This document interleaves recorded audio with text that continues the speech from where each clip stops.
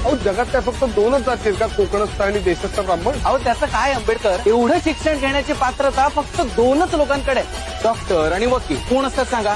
एक आपल्यासारखे ब्राह्मण आणि दुसरे ते पारशी डॉक्टर. बाकी खालचे ते खालीच राहणार. असं आहे का? पण मग ब्राह्मण कोण, मराठा कोण हे ओळखण्याचे तुमचे निकष काय? कातडीचा रंग, त्यांचं शिक्षण, का ते काम करतात ते? एखादा ब्राह्मण नसलेला माणूस वकील होऊच शकत नाही अशी तुमची खात्री पटलेली दिसते. तुम्हाला सांगतो आता मी कोण आहे. मी भीमराव रामजी आंबेडकर. मी एक महार आहे.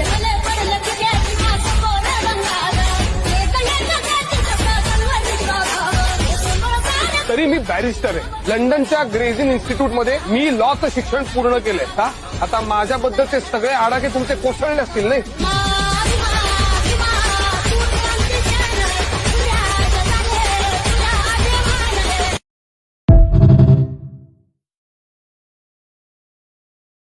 Download ShareChat.